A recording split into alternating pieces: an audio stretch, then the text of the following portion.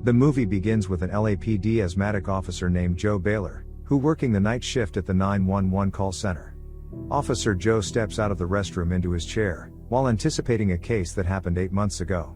He receives a call from Catherine Harbor, a journalist who works with Premium Times, asking for his side of the story.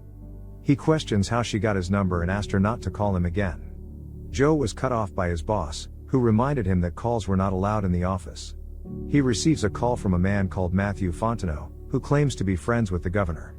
He was robbed by a woman with a knife, who pulled him over and took his wallet and computer. As he rages through the phone trying to get Joe to send help as soon as possible, Joe tries to get sufficient details before sending an officer after him. Joe asks Matthew to describe the woman. He says she was young, has dark skin, tall, pink hair, and is Mexican. He puts a call across to get help. Officer Miller picks up the phone, and they exchange some pleasantries. Turns out Officer Miller and Joe know themselves. Officer Miller asks Joe about the case at hand, and he tells him of the man robbed by a woman. Officer Miller says he will send some men to check it out while Joe asks about Rick. Joe tries to know about Rick, if he is behaving normally. Officer Miller replies he is. Over the news, firefighters, police officers, and the public battle to quench a raging fire. The fire engulfs part of the forest and is making heavy advancement across. Firefighters making use of trucks and helicopters try to quench the fire, but it seems to be growing and getting heavier. Several people dial 911 to report the raging fire. Joe picks up his phone and calls a woman, but it ends in a voicemail. Joe admits he is not supposed to call her but is trying to say goodnight, then hangs up. He is lost in thoughts as he stares into space. His colleagues jerk him up to pick up a call. He picks up the call and the woman over the line sounds scared and afraid. Joe calls her name Emily, and asks why she called. Emily replies by saying yes, and don't be afraid. She is trying to communicate a message to him but doesn't want the people there to know. Joe gets the message and starts asking her yes or no questions, preventing people around her from knowing she called 911. Joe asks if she has been abducted, and she replies yes. He tells her to stay calm and act as if she is talking to her child. He tries to get further details on her location so the police can locate her. Joe puts her on hold to communicate with the California Highway Patrol, who confirms they have someone around that area. They ask for a plate number to enable them to locate the car, but he couldn't give one because Emily doesn't know. He continues his call with Emily, telling her to be calm like she is talking to her child. He tries to know the color of the car by asking her to say yes when he mentioned the color. She confirms the car is a white van, and by this time a man's voice was heard on the line telling her it's okay, and she should hang up. At this point she tells Joe she would be hanging up. Joe tries to get her to stay on the call, so he can confirm the car when the police see it. Unfortunately, she hangs up due to pressure from the man. Meanwhile, Joe connects with the police sent out to locate the car. The officers locate a white car but after searching the car couldn't find any woman. Turns out it was the wrong car. Joe, in dire need of sufficient information to track the car, gets in touch with Emily's 6-year-old daughter, Abby. She confirms her brother is with her, and Joe tries to talk to him, but he can't, because her brother Oliver is just a baby. Joe inquires from Abby about her parents and asks about the father's car and name. Her father's name is Henry, and he has a white car. Abby dials her dad's number on her phone. Joe asks what number she dialed, and she called the number for him. Abby expresses concern for her little brother Oliver. According to her, the father had a knife. Joe tries to calm her down, telling her they are police, and they protect people. Abby doesn't agree with him. She says the police took her father away from her. Joe attempts to console her by asking her to watch TV. Unfortunately, the TV is in a bad shape. He asks her to stay with her brother Oliver, but she says she doesn't want to wake him up. Joe promises to send some people to look after her and she should call 911, and ask for him when she needs help. From the information provided by Abby, Joe tracks Emily's abductor, Henry Fisher, who happens to be her ex-husband. He has some records of his crimes. Joe relays the information to the police, who will use the information to find the van. Joe tries to get them to send some officers over to Abby's house, but the officer declines, asking Joe to do his work and let him do his. He kept searching for ways to get people to visit Abby but gets his request declined. He logs into another computer and continues his attempts to get some help for Abby and to the house of Henry.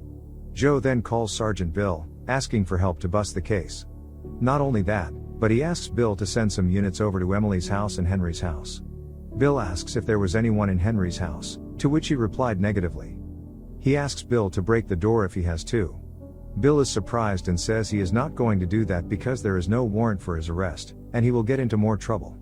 Joe tries to pressure him, shouting for him to do so, but Bill cautions him, saying he has gotten himself in too much trouble already. Bill agrees to send some men to Emily's house, but won't send anyone to Henry's house. Joe picks up the phone and calls his ex-wife, Jess. She picks up and tells Joe to stop doing this. Joe inquires about his daughter, but she asks him to stop and was going to hang up.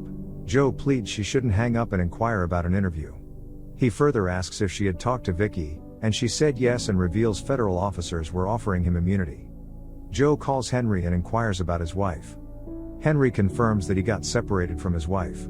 Joe opens up and says he knows Emily is with him, and asks where he is taking her to. He also tells Henry of his criminal activities and asks where she is. Joe calls Rick, his partner, and tried to know his location. He wants Rick to do him a favor by going to Henry's house to find out more information. In the process, they discuss a case tomorrow that Joe is involved in. Rick is Joe's witness, and Joe is concerned about Rick, so he can deliver his statement properly. Rick tells Joe that he is afraid and scared. Joe tells him not to worry, that it's going to be alright. An officer enters the office and tells Joe of a call from a girl called Abby. She asks if she can put him through, to which he responded positively. Joe is connected with Abby, who is scared, and tells Joe about the officer knocking on her door. Joe asks her to open the door, but she said no because her mother said she shouldn't. Abby agrees to open the door, and the officer gets in and calms her down. The officer takes the phone and speaks to him. He tells Joe that there is blood on the hand of Abby, and Joe asks about Oliver. The officer tried to locate Oliver and became tenser with the way the house is, scattered and battered. They got to where Oliver is and discover he is half dead. The officers call for an emergency ambulance. Angry at what happened, Joe calls Henry and screams at him. He tells Henry to tell him where they are, so they can send help. He shouts at Henry for doing such, and because of his temper and harsh words, Henry hangs off. Meanwhile, Rick arrives at Henry's house, and according to him, no one is in the house. He enters and sees papers scattered around and begins to find anything that could reveal more information. Joe calls Emily and convinces her to pull the handbrake. Emily pulls the handbrake hard, and the car swerved in another direction and Emily hangs up.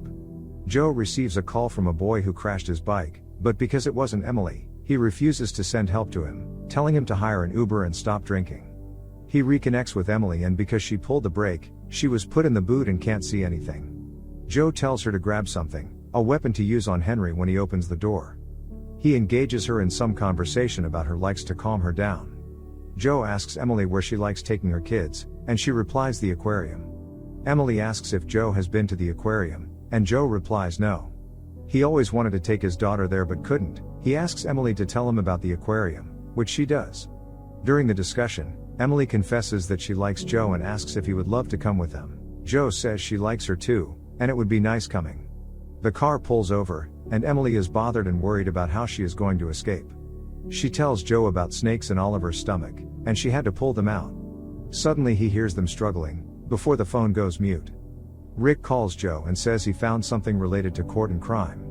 He says there is an unpaid psychiatric bill for Emily, to which Joe replied she would rather not be locked up. Joe calls back Henry to know if he was at the hospital, and Henry said yes. He inquires about Emily. Henry says she doesn't know because Emily hit him. Joe says he is going to send an ambulance, but Henry opposes the idea. Henry cries over the phone. Henry is concerned about Abby. Joe tells Henry that the police are with Abby, and Abby is safe. Joe is trying to know where Emily is, so she won't harm herself. Henry says, Emily was not always like this, she is sick and needs help, and he suddenly hangs up the phone. Joe tries to get to Emily, but it's not going through. Angry and frustrated, he smashes something to the wall. Joe's colleague tells him there is a caller who wants to speak with him. He screams that he should be put through. Emily continues the call with Joe. She says she would like to take Oliver and Abby to the aquarium. Joe says she should calm down, but Emily is worried. She tells Joe she has blood on her hand. Joe says she could calm down, as it isn't her blood. Joe tries to calm Emily down. He tries to know her location, but Emily isn't complying fully. Emily is sobbing. She complains about the blood on her hand, and how she hit Henry. Emily tells Joe she would be going now, obviously to commit suicide.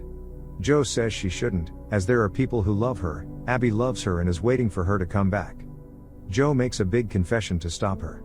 He confesses to killing a man, a 19-year-old boy called Joseph. Emily asks why, and he said he doesn't know, he just wanted to punish him. He was angry, he did something and hurt someone, Joe stammered on the line, tears dripping from his cheeks. She asks Joe if it was snakes and Joe says yes, it was snakes.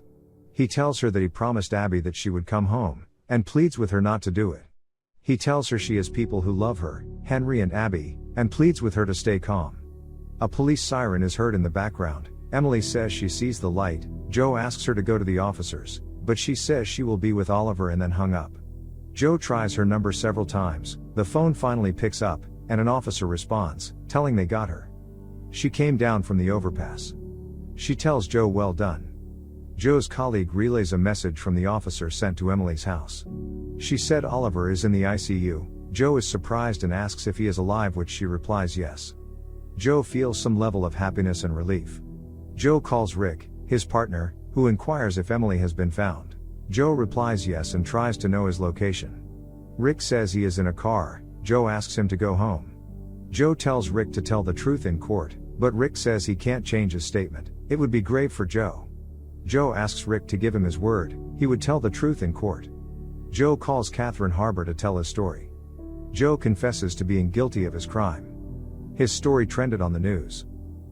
Thank you for watching.